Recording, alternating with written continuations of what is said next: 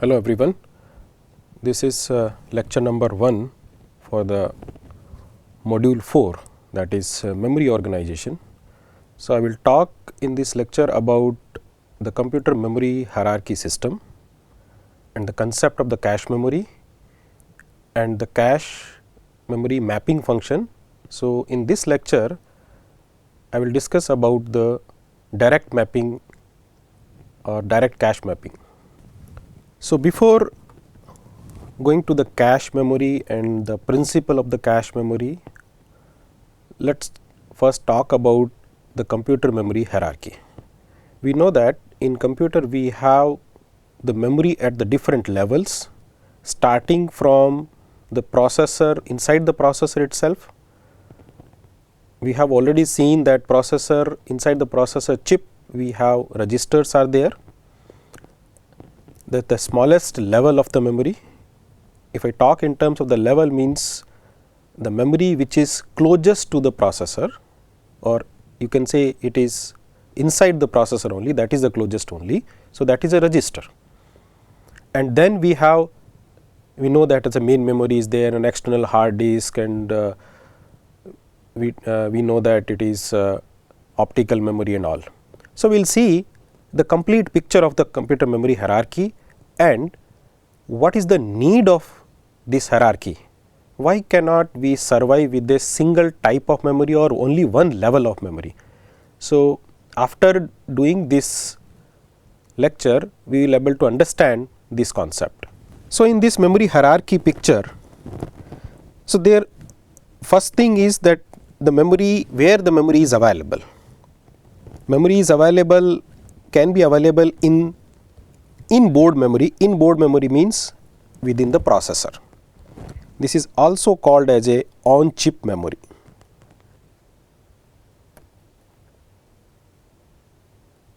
On chip memory. What are the on chip memory? Register is there and cache also can be in on chip. Main memory here shown as an on chip. So, in board memory means within the one thing is that the processor chip. So, processor chip only, the register and cache only. Cache can be on the processor, in the processor chip itself, and the registers definitely are there in the processor chip only. Cache memory can be in the processor or outside also, it is possible. Main memory definitely outside the processor, but in board means on the inside our computer system. And the next is the outboard storage, that is outside the processor or outside the board as such.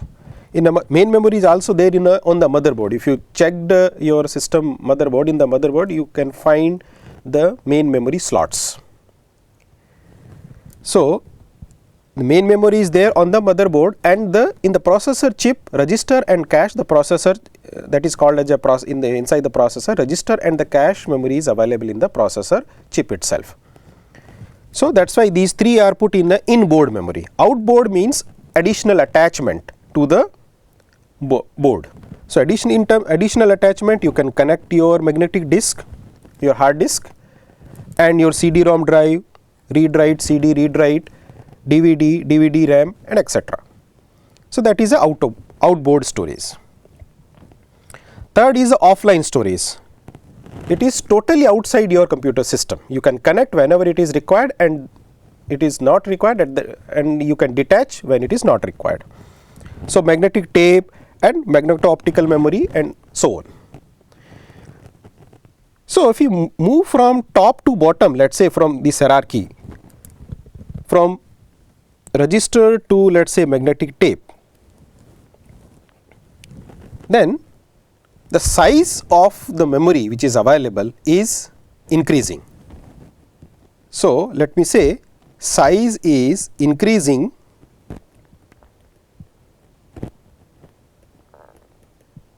when I am moving from top to bottom.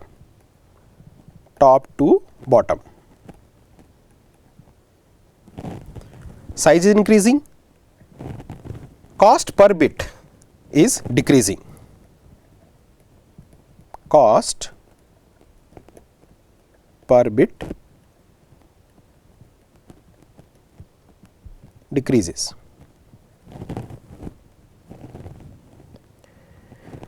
Access time means speed of the memory. Let us say right now I am writing that as speed. Speed means the memory which can be accessed faster, or it takes less time to read or write any data.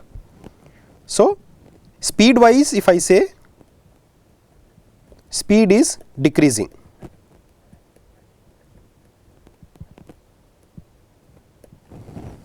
the memory which is nearest or closest to the processor is faster compared to the memory which is far away from the processor. So, in this hierarchical tree, I can say that the magnetic tape is the slowest memory and the register or cache memory is the fastest memory in terms of the reading or writing operation required by the processor.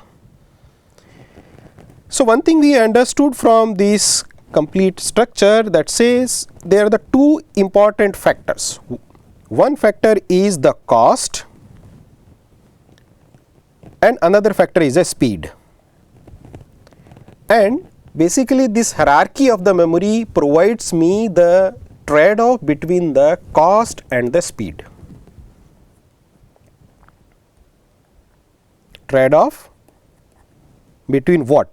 Cost and speed. So, that is the one simplest reason I can say that why we need a hierarchy of memory in the computer system. If the complete memory, the whole memory of the computer system is converted into either cache memory or in terms of register only, then the system cost will be very high. And similarly, if the complete memory, because if I am to reduce the cost, then I can go for the magnetic tape kind of memory or magnetic disk kind of memory. In that case, the processor speed will be badly affected, or your execution speed, the programs or the operations which you are going to perform on the processor, that will be dead slow. So, means we need some compromise. Means if the bulk of the data I have to store, then definitely I should go for a memory which is cheaper, and if I have to store a small amount of data and that data is frequently accessed by the processor, then that memory should be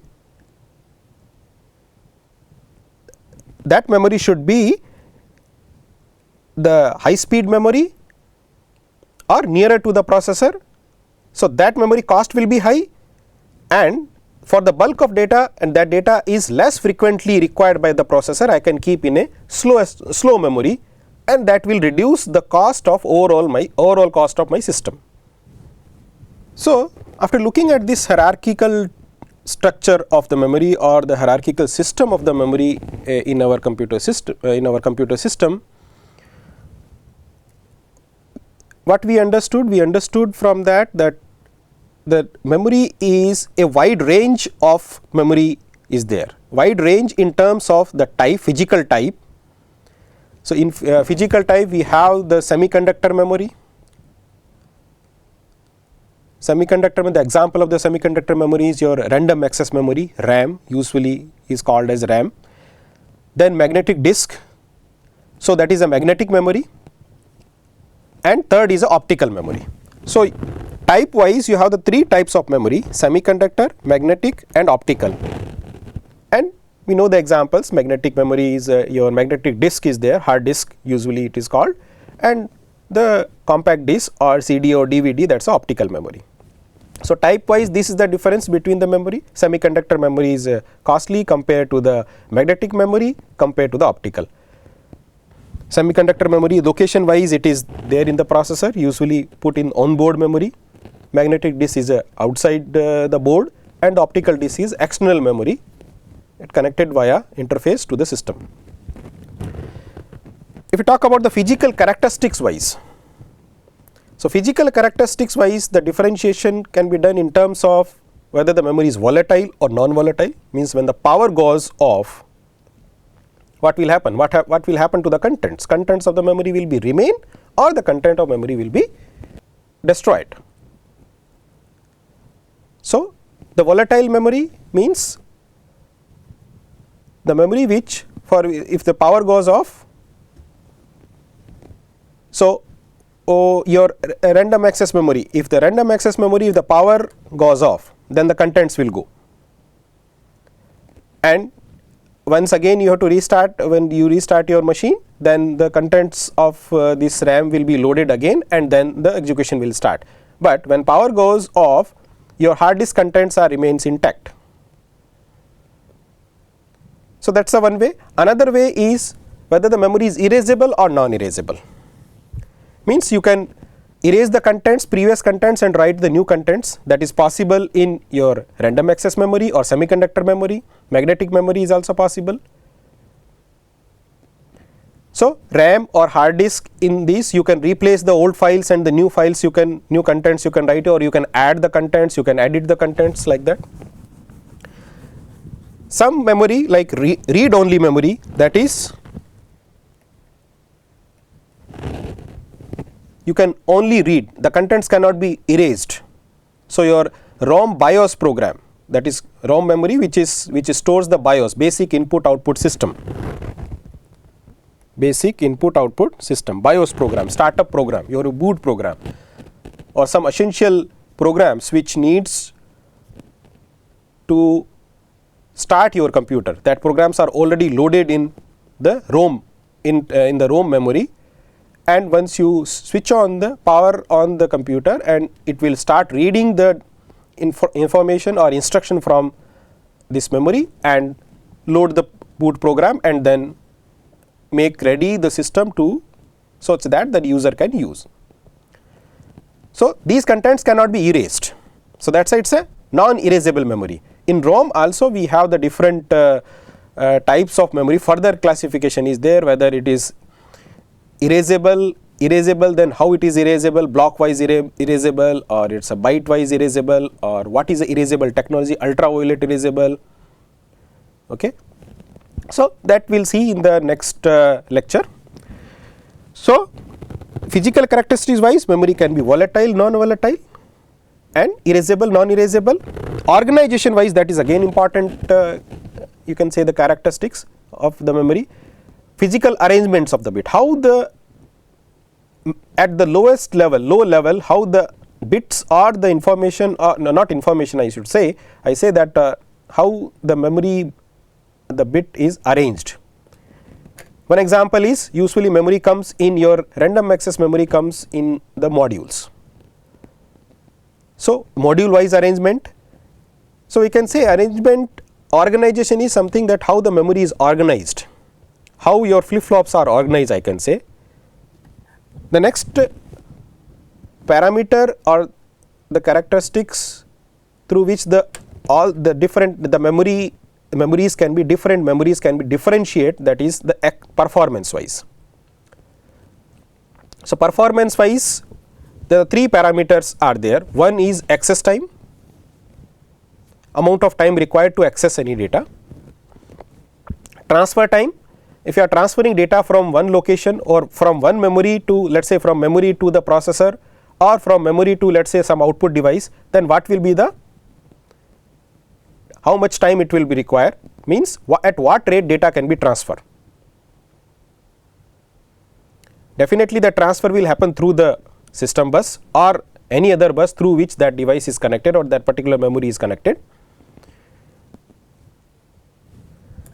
Third is the memory cycle time, and this memory cycle time is particularly important for the RAM memory or your primary memory or your main memory. Why it is important? Because this is the memory which is frequently accessed by the processor. So, cycle time means it is a access time plus the recovery time. So, memory cycle time can be defined as access time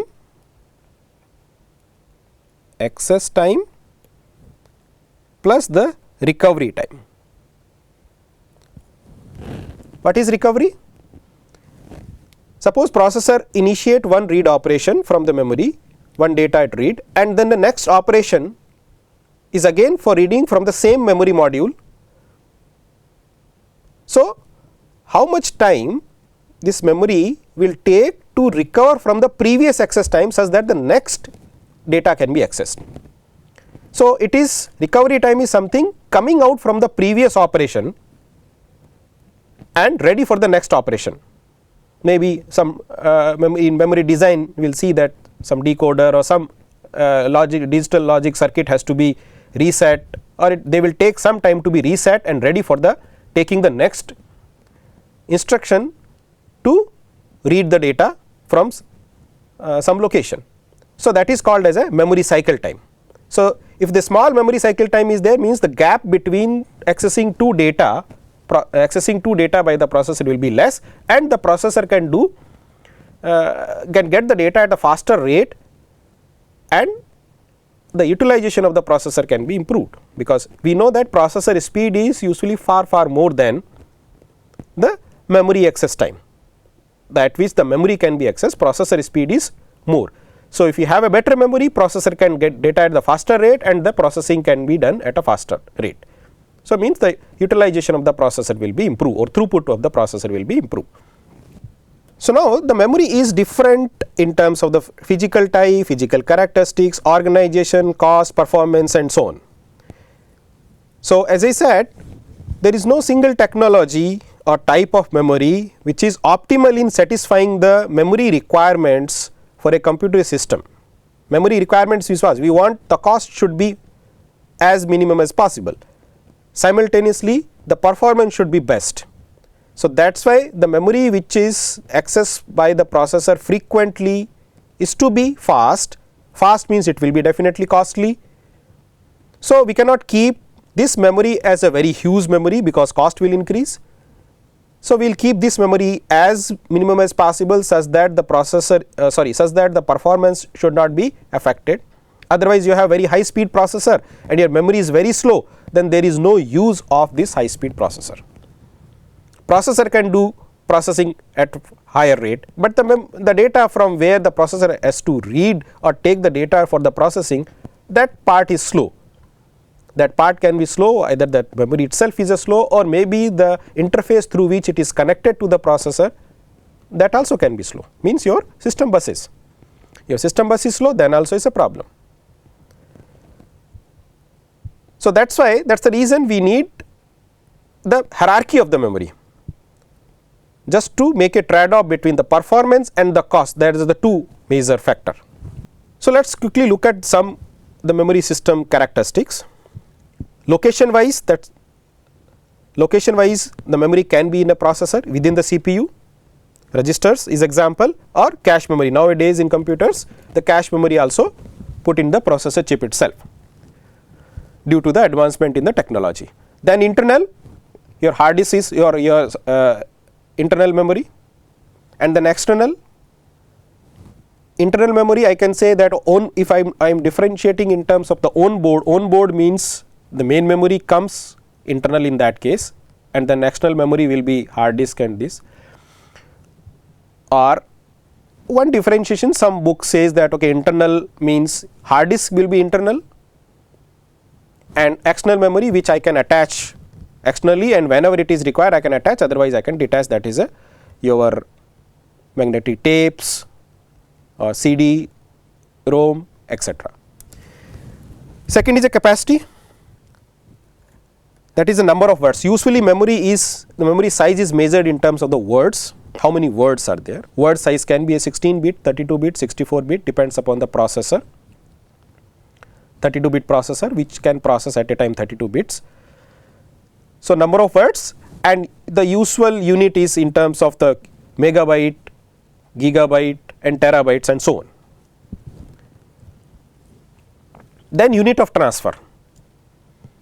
For internal memory, usually it is governed by the data bus width. For example, for the main memory, I am saying the on-board memory is the internal memory. So, for this the data bus is a limitation. Memory organization is not a limitation, whether the memory is word size is 16-bit or 32-bit or whatever, however way the memory is organized does not matter. The unit of transfer depends upon directly on the bus. What is the width of the bus? So, maybe if the bus width says it's a 32, 64, 128 bit is a bus width and memory word size is let us say 32 bit. So, 32 bit in one cycle it will, in one bus cycle I can read 128 bits. So, how many locations I can read? 128 by 32. So, these many locations can be read at a time. So, addressability is not an issue when I talking about the transfer, unit of transfer for the internal memory. It directly depends upon the size of the bus or width of the bus, data bus width. External memory, unit of transfer depends upon the block. Usually it is in terms of the block, and block is much larger than the word. When you are transferring data from, let us say, from hard disk. So, from hard disk the transfer will be in terms of the blocks. One block size can be 512 bytes. So, faster. If your bus supports at that rate, then the data transfer can be done at the high speed. Addressable unit, the smallest location which can be uniquely addressed. Addressability in the main memory, we see that.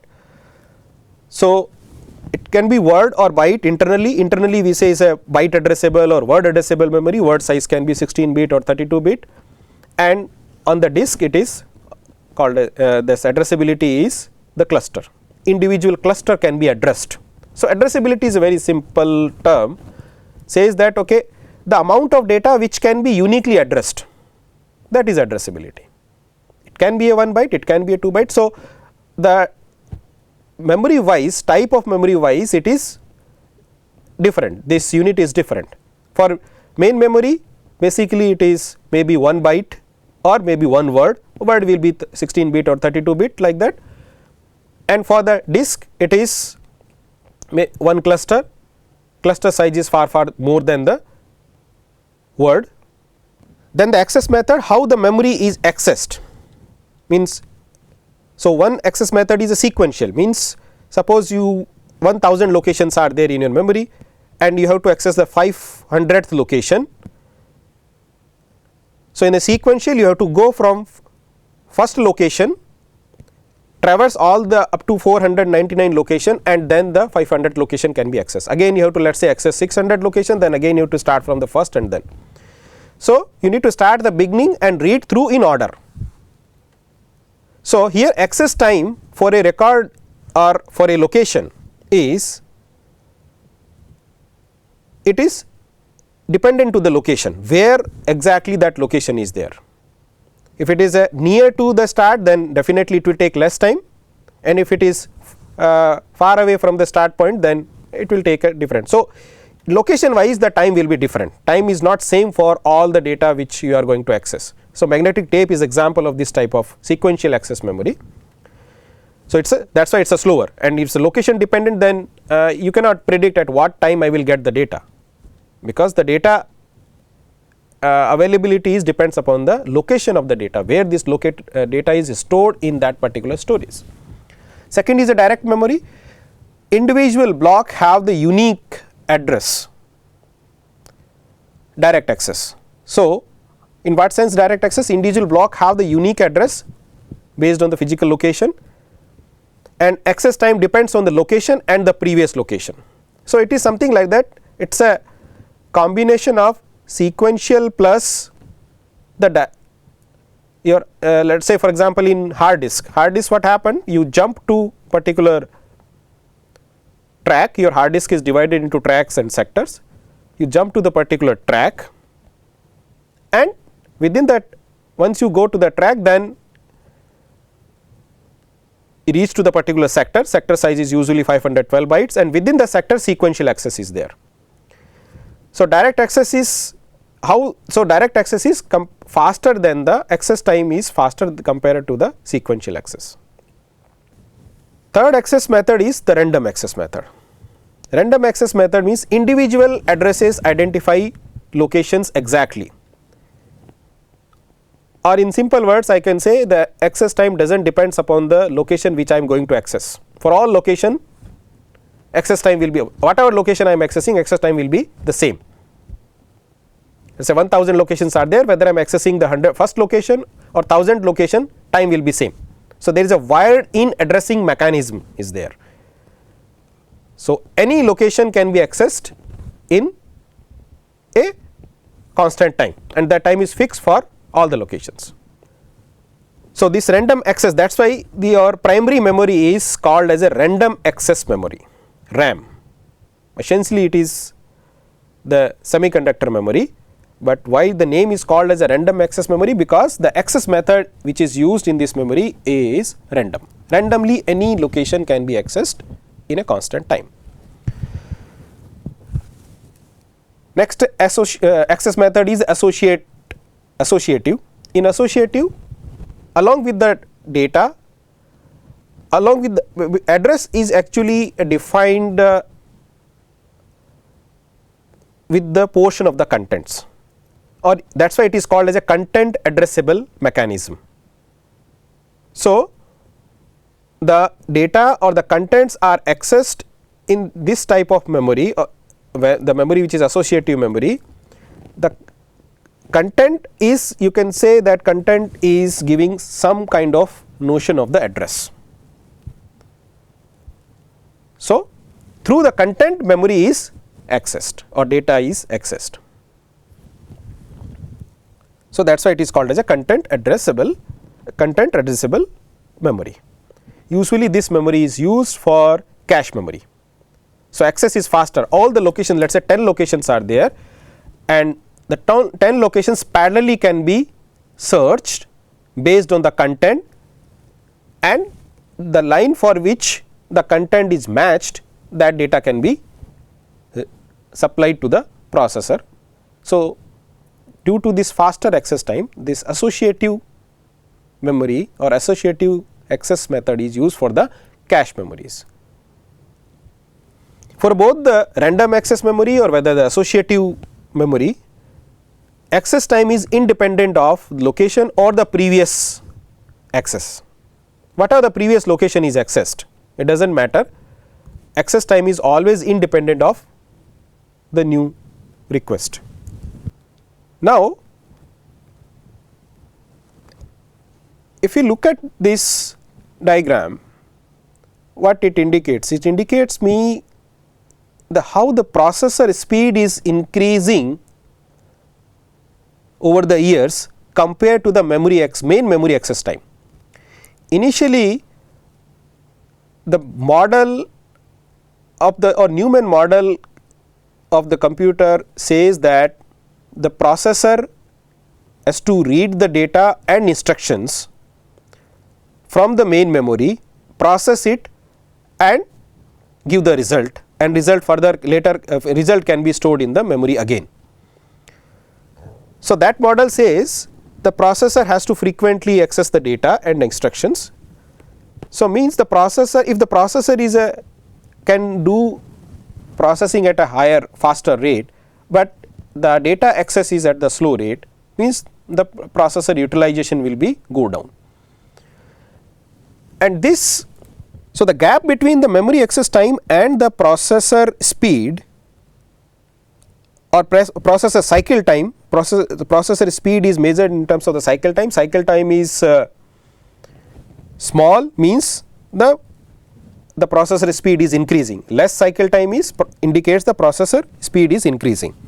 So, in the you can see in this the gap between the processor cycle time and the main memory access time, this is the main memory access time, that is increasing over the years, and that is the speed gap is almost 10 times in 2005, and that is a limitation of the main memory. So, to overcome by this limitation, people have tried or identify some way, or they try to look at on some methods through that can we decrease this gap. Definitely main memory technology wise we cannot do much. So, access time of the main memory cannot be further reduced, that is a technology limitation, but can we have some other way to reduce this gap, then we can get the maximum utilization of the processor, because the processor will get the data at the faster rate. Processor is capable, a processor can do the processing at the faster rate, but the data availability is delayed the processor processing. If we can provide the data at the higher rate, definitely the processor can do the computation at the faster rate, and the throughput of the processor can increase. So, the further improvement in the performance, for the further improvement of the performance, it requires that we need some mechanism through that we can provide the data to the processor at higher rate, and the technology is the limitation. We know that we can't do much in the main memory, that the limitation of the technology. So, for working towards this method says that okay, can we provide data to the processor at higher speed compared to whatever at the main memory can provide. So, we can go for some high speed memory, but high speed memory, what should we put in that high speed memory? And that high speed memory can be in between the processor and the main memory. We can put some high speed memory, that is a one simple solution. But if we put the size of this memory as big as the main memory, then the cost will increase. So, we want to reduce the cost as well, and simultaneously performance we want to improve. So, for that we know that the processor generates the main memory references to fetch the instruction and the data. Usually this memory references, it has been observed that these memory references are tend to cluster at some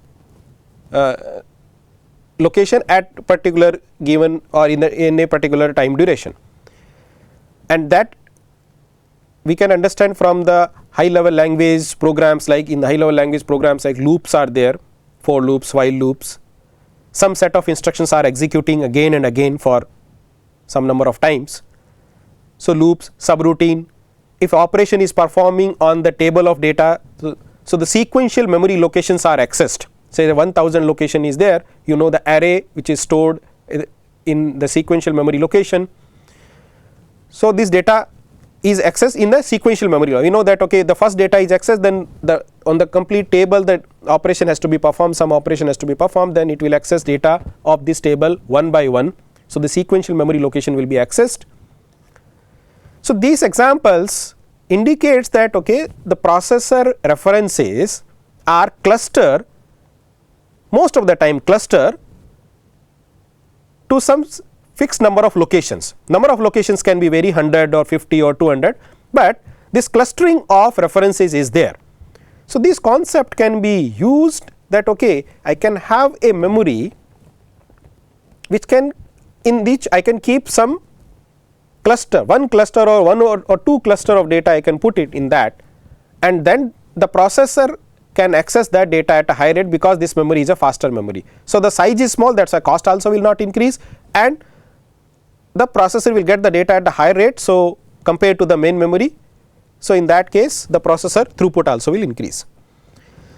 So, this concept is called as a locality of reference, that clustering the memory references, processor references for the memory at some number of location, that is called as a locality of reference. There are two types of locality of reference is there. One is spatial locality, that is tendency of the processor to access memory sequentially.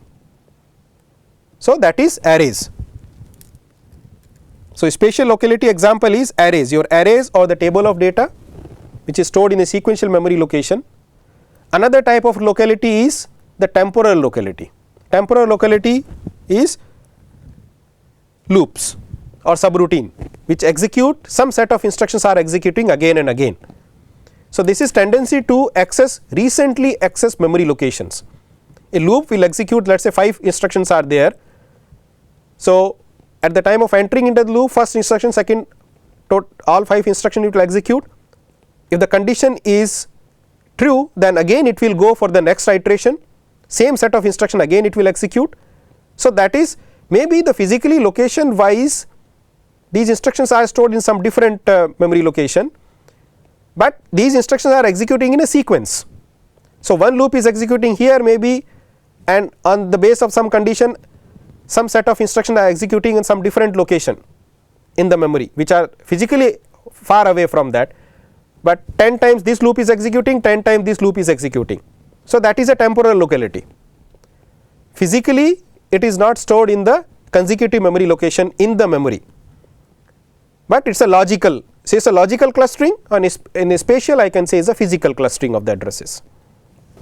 So, this locality of reference gives the concept of the cache memory, gives the idea that we can provide a high speed memory which access time is almost comparable to the processor speed, size is small, and what data we can put on that, which is processor frequently access. How we will know that processor frequently access? Suppose processor access data from 100 location, what we can do? We can put the some nearby location data, maybe starting from 80 to 120, say for example. That data we can put it. Now, next reference will be definitely, most of the time it will be nearby location only. This time it is, let us say 100, then next time maybe it is 101, 2, 3, 4, 5, and it will execute for some time.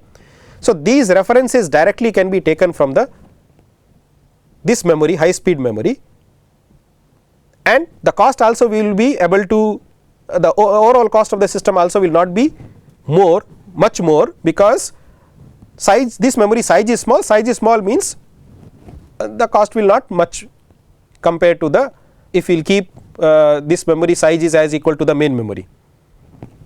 So, the small amount of fast memory that is called as a cache memory sits between the normal main memory and the CPU. So, now how in this, so the original Newman model is not changed, still the processor will generate the address according to the main memory. Processor does not know about the existence of this cache memory. So, for that what you need to put the cache data in the main from the main memory to the cache memory such that addresses, still I can map the addresses according to the main memory. So, that we will see in the mapping function. So, right now try to understand first the operation in the existence of the cache memory, how the cache operation will be there. So, processor first it will request the data to the cache memory. If the data is available in the cache memory, then the data will be provided to the processor directly from the cache memory, and that access will be fast. Cache memory, if it is a on chip cache memory, so cache memory speed is almost equal to the processor speed. So, there is no compromise. But if the data is not available, in that case the required data will be fetched from the main memory to the cache memory, and it is not only that word which is requested, because memory references, processor, the references, memory references generated by the processor are the word references, word by word. It will one instruction, one data, it will access like that. So, we are not only transferring from main memory to the cache memory. In case the data, requested data by the processor is not available in the cache, we are not only transferring that particular word, we are transferring a block of word nearby. As I said, as per the locality of reference concept, we try to put some data near about that location. So, a block of data will be transferred from main memory to the cache. That block size vary, depends upon the different cache organization, and then after that the processor can take the data from the cache. That data can be processor can take from the cache memory. So, this is the way how the operation happens. So, processor always access the cache memory only whenever it requires the data. If the data is not available, in that case that data can be, a block of data can be transferred, a block of data is transferred from the main memory to the cache memory, and from cache memory processor can read later. Size of the cache memory is small compared to the main memory, and as I said that the cache do not have its own addresses or some, still the processor is generating the addresses as per the main memory only. So, means we need some mapping functions. how to map the main memory data to the cache memory, because ultimate our resource is data or instruction or data resource is main memory only. We do not want to change the original Newman model. Okay.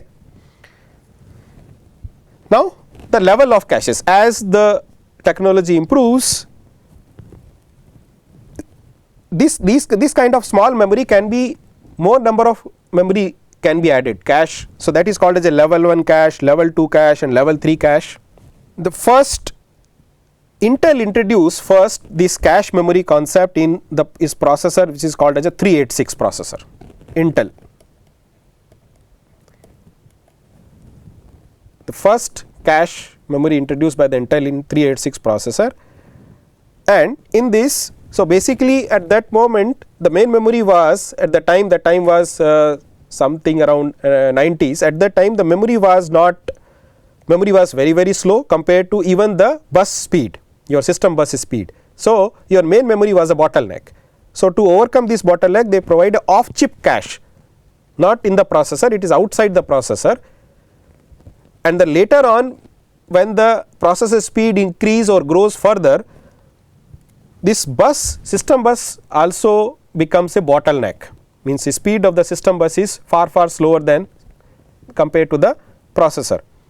Then the on chip cache memory concept is introduced, and on chip cache memory is first introduced in Intel is the processor which is called as a Pentium processor, but it is a Pentium Pro processor. They introduced the first off chip cache concept, on chip cache concept, and nowadays it is like first 3 cache levels are available. Cache 1, level 1, level 2, level 3 is available in the processor itself. Further, this cache memory you can think in terms of, because processor requires the data and the instruction both.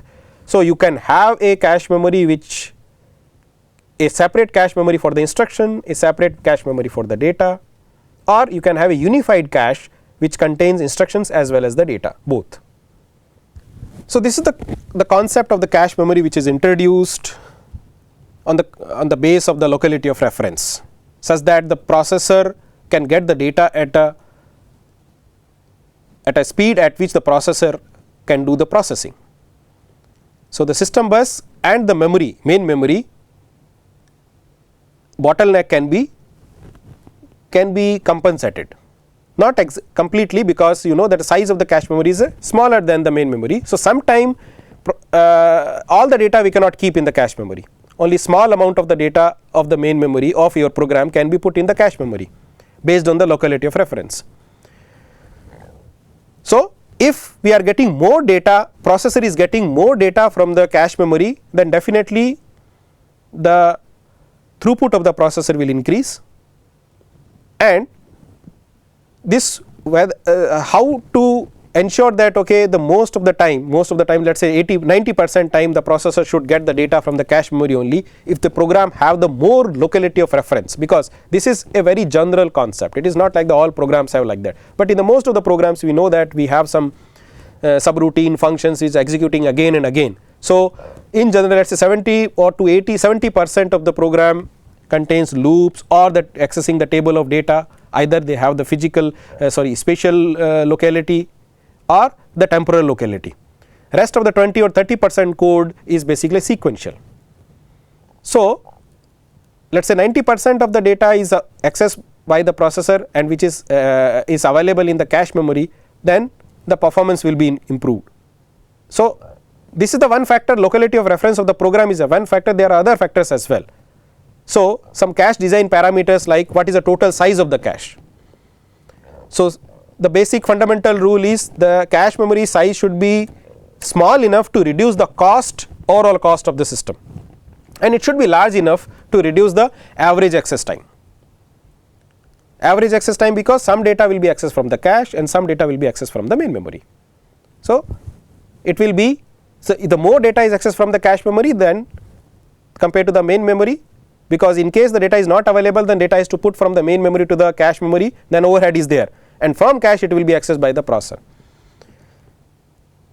So, if more hits are there in the cache, then the access time, average access time will be improved. Improved means it is improve the processor's throughput. Block size, the amount of data which I am transferring from the main memory to the cache memory, that is another parameter. For one data which is not available in the cache, how much data I am putting from the main memory for this particular event, 10 words, 20 words, 30 words, 40 words. So, block size is a parameter. Initially I can say, okay, more words I am putting, more locality of reference I am keeping in the cache memory. But we know that the size of the cache memory is less, far less than the main memory. So, suppose a processor try to access a data which is not available in the cache, means the cache is already full. Now, the new data I have to put in the cache from the main memory to the new block I have to put from the main memory to the cache memory. So, there is no space for the new block, means I have to remove some data from the cache. At the time of removing, if I put initially I put a more, the block size is large and some block I have to remove. So, without utilizing this block I remove. Utilizing means processor might have not utilized completely, maybe some few references still will come, but I removed that block. So, it is not always true that if you increase the block size, your hit rate will be more. So, there is a relationship is there. Okay. Then the number of caches, how many caches are there? 1, 2, 3, that is another parameter. Replacement algorithm, as I said, when the data, requested data by the processor is not available in the cache memory and there is no space in the cache memory to accommodate the new block from the main memory that belongs to that word. In that case, I have to replace the existing block of the memory from the cache. So, what is the replacement policy? So, that also is a critical parameter for cache performance. Then the write policy says that, suppose for example, a data has been read from the cache memory. Initially it was there in the main memory, from main memory transferred to the cache memory as per the request by the processor, and then processor took this data from the main cache memory and do some operation and this data is modified.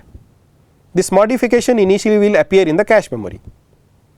Now, at this moment, main memory data, the value of this data in the main memory is different, in the cache memory it is different, because after fetching from the main memory, this data is modified in the cache memory. And this modification, so how this modification, because ultimately my ultimate resource of the complete data and instruction is there in the main memory only. So, it should immediately reflect to the main memory. It should reflect to the main memory first, I should say. So, the one way is to, okay, once the data is modified in the cache memory, immediately it has to be changed in the main memory as well. That is a one write policy. Another write policy is what?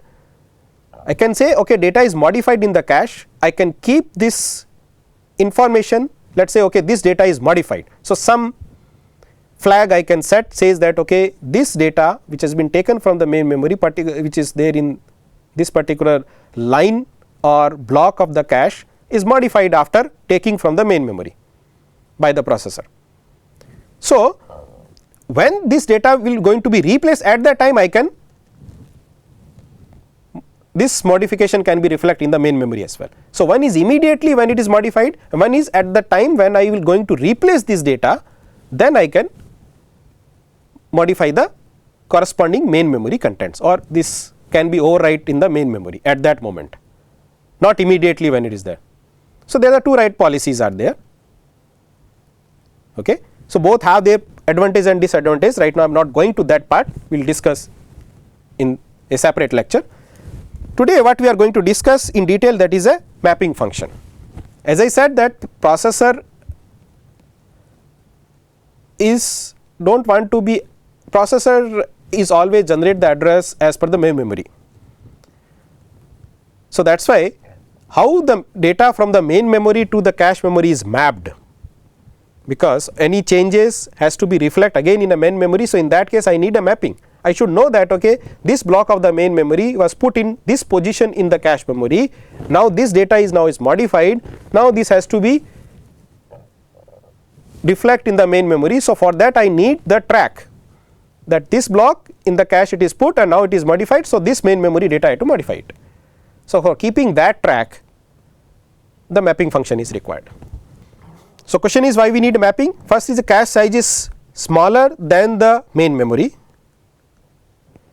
The processor does not need to know the existence of the cache, and third point is, as I said, that okay, if the change is there, because the processor does not know the existence of the cache, so definitely addresses are belongs to the main memory only. So, and if any change happen in the cache memory, that has to be reflect in the main memory. For reflecting this mapping is required.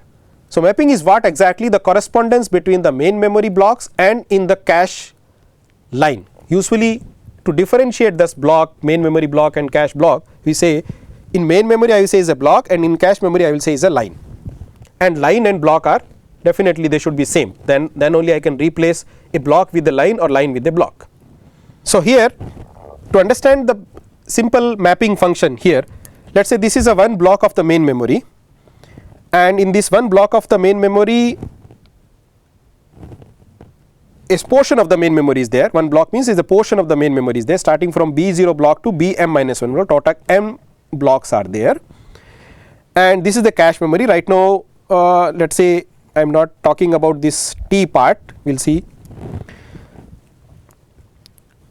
this B cache the cache memory is divided into lines, main memory is divided into blocks, cache memory divided lines, line L0 to Lm-1. So, simple mapping can be one block of the main memory can be mapped to the one fixed line in the cache.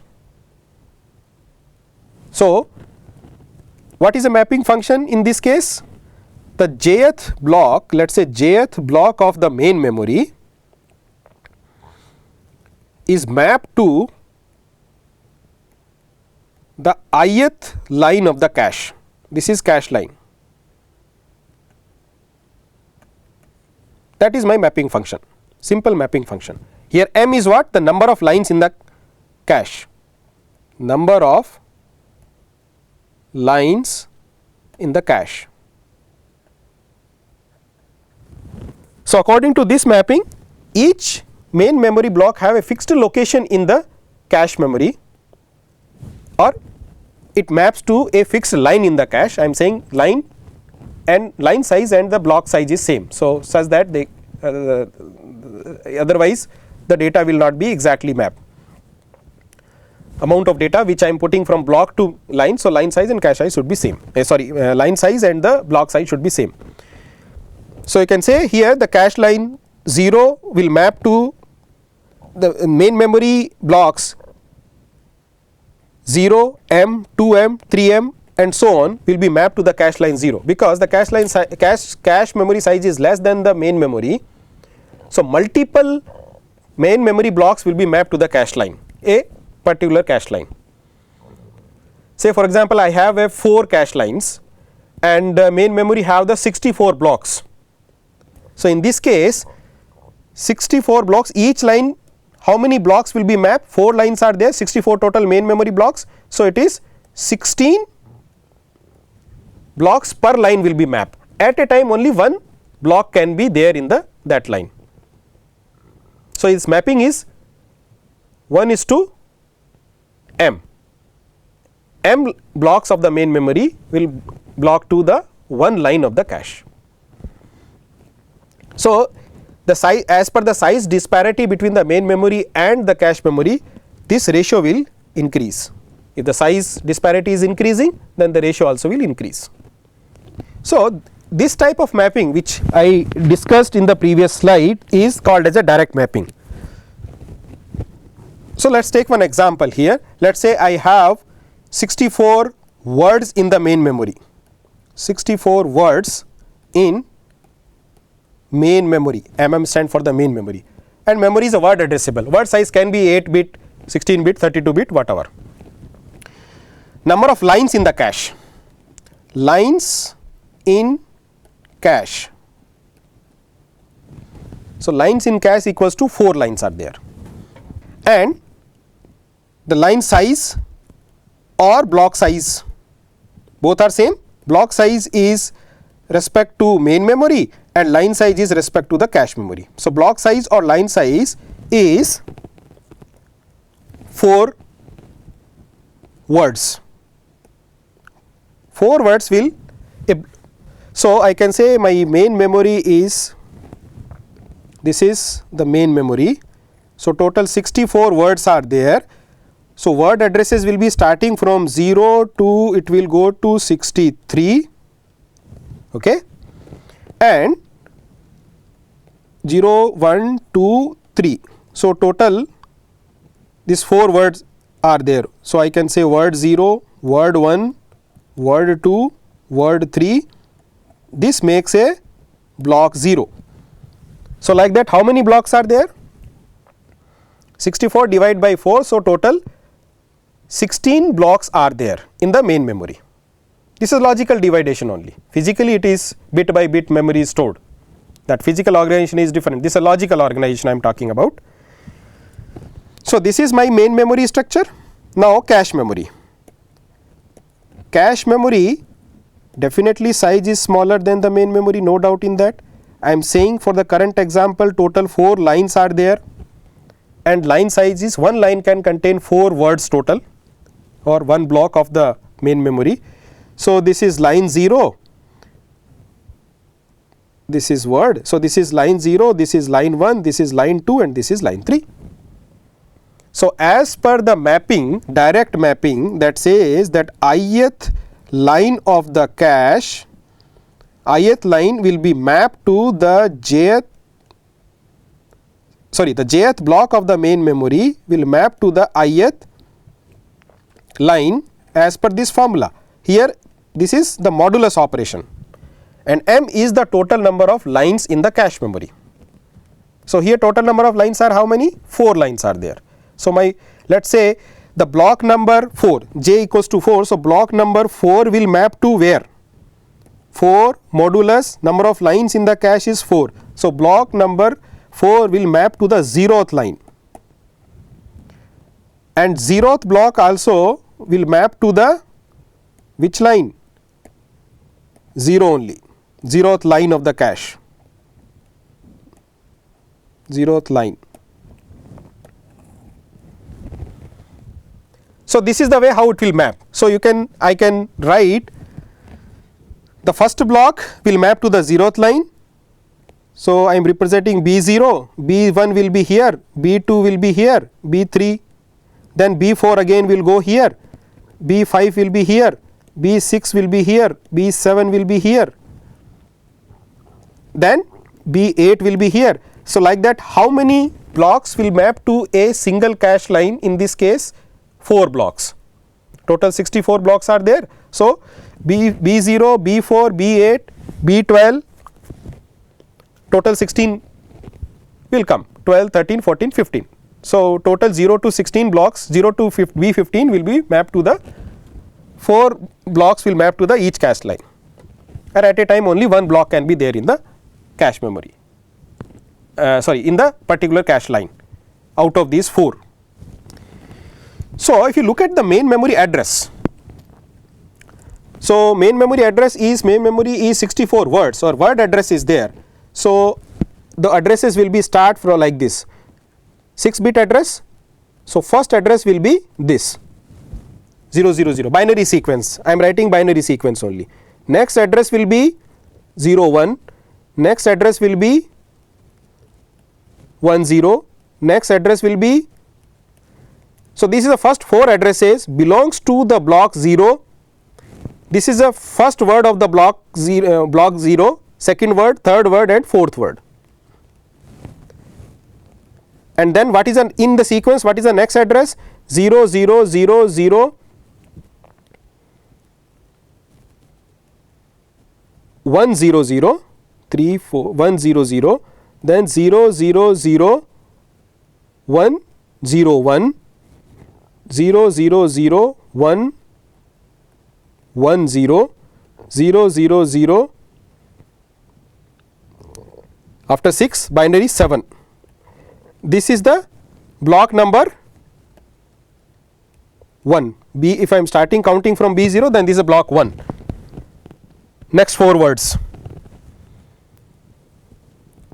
So now if I, how this mapping is done? So like that, let us say like that I will write it, and block 2, block 3 will be there, after that block 2 will be there, then block 3 will be there, and then let us say write the addresses of the block 4. So, block 4 addresses will be what? Block 4 addresses will be starting from 0 1 0 0 0 0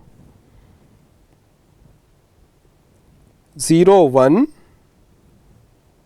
0 0 0 1, next is 1 0 and next is 1 1. These are the addresses of the block 4. Block 4 means total words are 4 plus 4, 8, 12, 16, 20th block, 20th word. Okay. So, now if you look at this address, so first 2 bit or rightmost first 2 bit is telling me what? Word within the block. This is a one block and these 2 bits are differ 0 0 0 1 1 0 1 1, rest of the bits are same. So, this is telling me word within the block, which word is there exactly. So, I can say this is a word offset.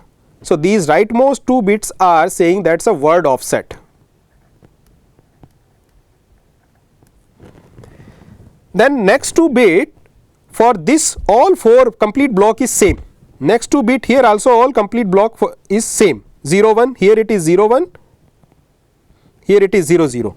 So, these next 2 block, so initially my address, the main memory address is divided into let us say word offset. So, word offset I am saying that total 6 bit address is there. So, 2 bit goes in a word offset and remaining 4 bits are, so I am saying this is S and this is, so this is W because word offset and this is S. Now, further next 2 bits are, so this 0 block is mapped to, as per the mapping, mapped to the 0th line. So, this is go to the 0th line. So, okay, next 2 bits are same here.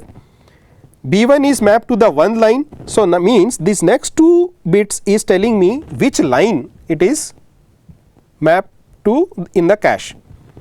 So, out of this S I can say R bits are telling me the line, cache line. So, for example, here in this case for B2 these 2 bits will be 1 0 1 0 for all the 4 words. For B3 it will be 1 1 and so on. Now, the B4 as per the mapping, this B4 will map, B4 block will map to the 0th line. 0th line, this also, this block is also mapped to 0th line. So, now if you look at the address of the word addresses, word and line addresses of these B4 block words, first 4 rightmost first 4 bits are same. So, how to distinguish? So, if it is 0 0 0 you can see here also 0 0 0 0 0 1, then 0 0 1 0, then 0 0 1 1. These 4 bits for block number B0 and block number B4 and B0 are same and they are mapping to the same line. So, how to distinguish which block is there currently? So, for that we need to, what is the difference, what makes the difference between these two? Out of these 6 bits, these leftmost 2 bits are making the difference. Here for leftmost 2 bits are 0 0, here leftmost 2 bits are 0 1. That only differentiate whether the block number 0 is there or block number B0 is there or block number B4 is there. So, the remaining 2 bits, that is S minor R in this case, remaining 2 bits is called as a tag, and that tag has to be stored along with the cache line to distinguish between the blocks which are mapped to the same line. So, in this case it will differentiate between B0, B4, B8 and B12. Similarly, it will differentiate between the B1, B5, B9 and B13 and so on. So, that is why this is called as a tag, and in the previous slide I said that this T we will discuss later. So, that is the T, that these are tag bits are there. So, now I think you understood that in a cache memory along with the data, block of data. So here block of B0 will be mapped here. So B0 means total 4 words will be there. Along with that data, a tag bits also are stored from the address, and that tag bits will help to distinguish between the data which is mapped to, or distinguish between the blocks of main memory which maps to the same line in the cache. So here in this case, for B0 the tag bit will be 0 0, and if it is B4 then tag bit will be 0 1. So my address is split up in this case will be what? So the logically it will be divided in 2-bit word offset, 2-bit line and 2-bit tag, line number, and this is offset, word offset. So that is a logical division of the. So still this address belongs to the main memory only. Some 6-bit address will be there. Let us say this is a 6-bit word, this is belongs to this, processor will generate like this address. Okay. And now can you tell me that to which line of the cache this particular word is mapped, or this particular, if I have to search this word, then which line of the cache I have to search. So the logically this address will be divided into 2 2 2. So these two will tell me, okay, this is the word number 1 in that particular block, and line number is 1, 0 1 means line number is 1, because 4 lines are there. How many bits I need to represent a line? 2 bits I require to uniquely identify, and tag is 1 1. So in that case, how the searching will be done? It will directly go to the line number 1. This is the line number 1, and it will check the tag. If the tag, current tag is 1 1, then it compare the tag. Current tag is 1 1, that means the corresponding data will be transferred to the processor, because the data is, that is the required data actually.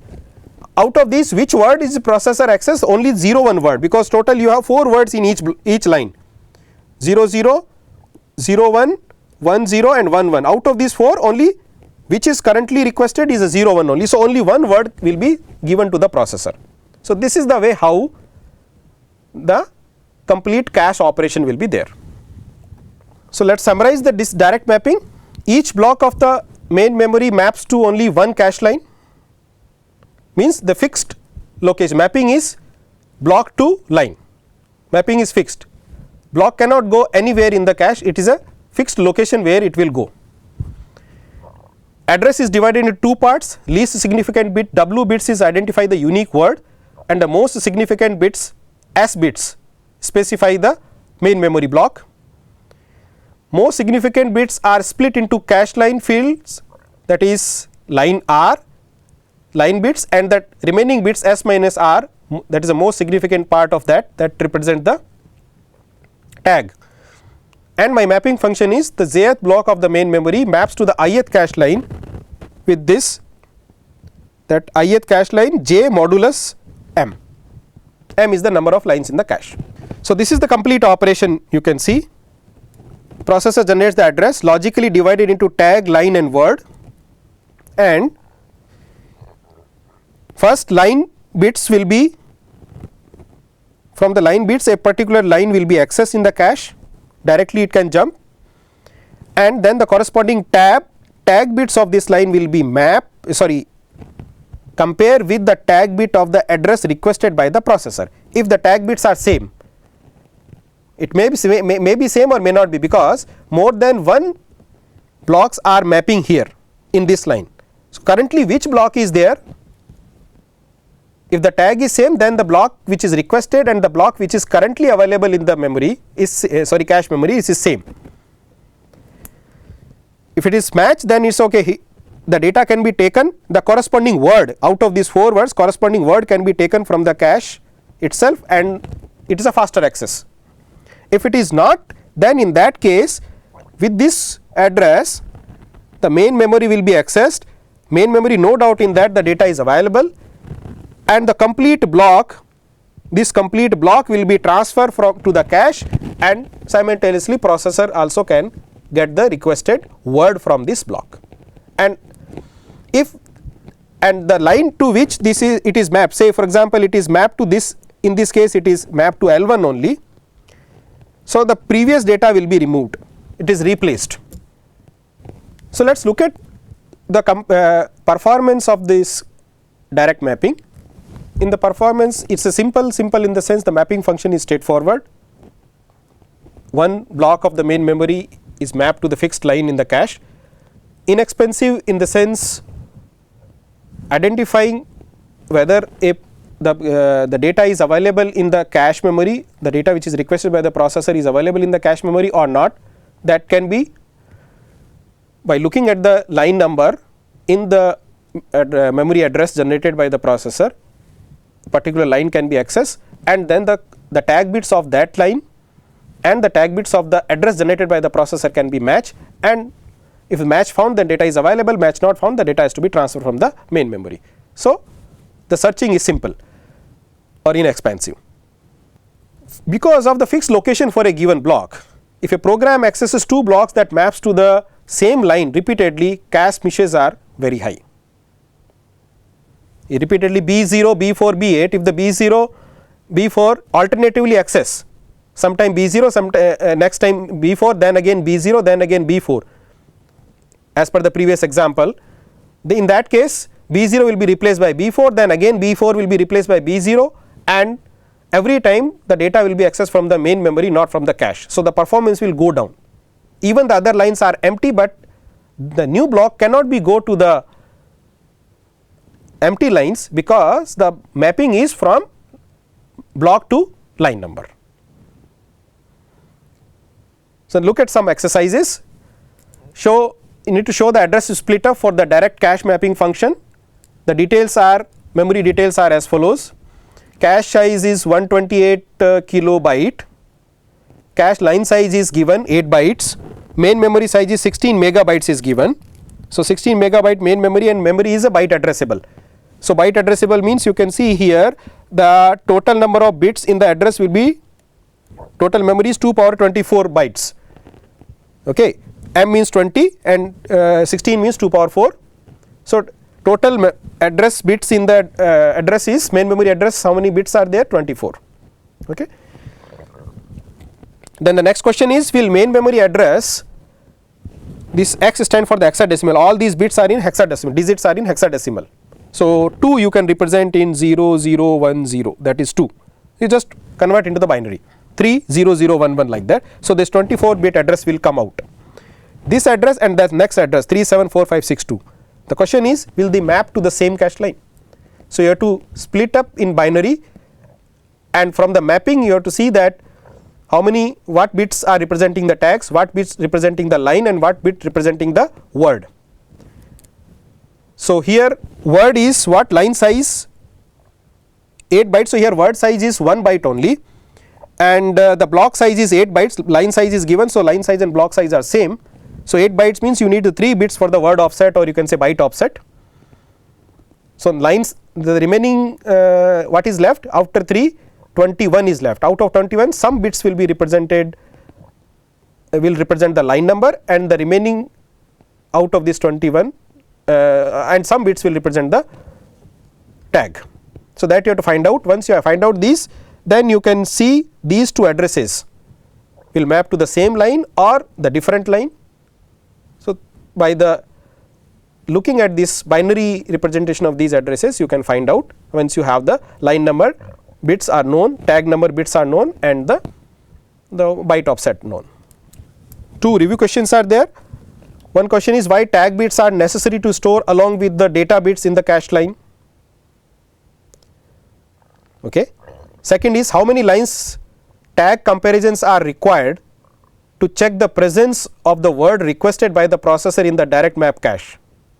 So let us summarize what is discussed in this lecture.